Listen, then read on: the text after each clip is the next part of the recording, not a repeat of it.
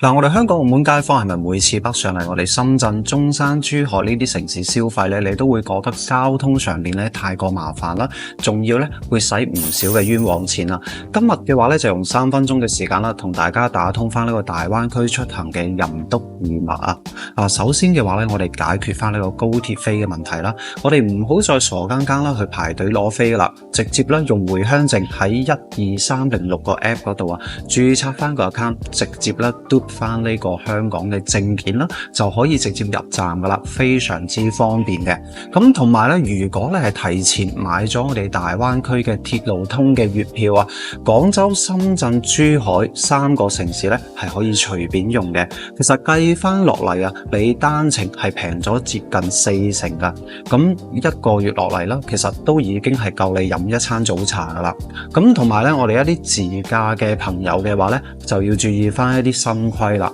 嗱，2024年開始啦，咁我哋港澳車北上嘅名額咧係已經翻咗倍啦。咁我哋全年嘅話咧係可以行駛到180日嘅，但係咧你要記住啊，接下落嚟有3個關鍵點。嗱，第一個，港珠澳大橋咧內地嘅路段啊，咁其實限速100公里每小時嘅，咁其實比港澳嘅路段咧係慢咗10公里每小時噶。咁如果係超速嘅話咧，罰單就會直接啦寄到你香港嘅地址噶啦。咁同埋嘅話咧，第二個，新能源車嘅朋友嘅話咧，你要叉電嘅話，你就要提前啦 download 好我哋高德地圖啦。咁同埋你咧要揀翻呢個港澳車兼用嘅充電站，你先可以見到各種嘅一個充電樁嘅位置嘅。咁第三個，碰到一啲交通嘅碰撞或者事故啦，我哋要同個警員啊講翻係港澳車，咁佢會派翻一個識講廣東話嘅警員啦去處理翻嘅。咁同埋切記翻任何嘅事故就千祈啦唔好私了啦，避免留低一啲不必要嘅隱患嘅。咁坐地鐵或者係巴士有一啲技巧啦，都喺呢度分享俾大家。嗱，支付寶啦，我哋 search 翻呢個跨境嘅乘車碼，開通翻呢個電子卡，咁全國300幾個城市咧，全部都通用噶啦。咁如果有一啲精明嘅朋友嘅話咧，亦都可以選擇翻用呢個雲閃付嘅 APP 去刷卡結算嘅。咁匯率嘅話咧，會比你現場買飛啦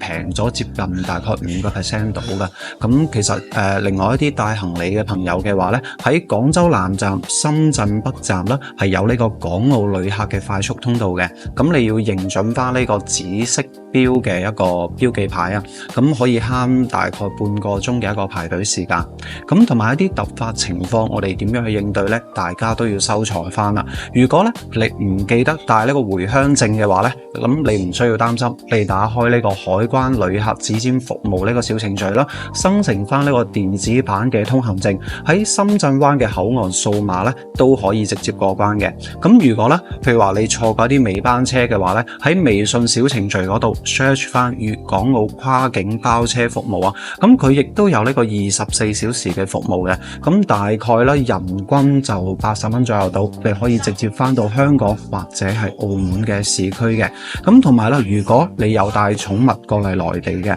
咁亦都有個妙招噶。咁喺深圳灣嘅口岸，你可以行寵物通道啦，唔需要提交資料，當日就可以搞掂噶啦。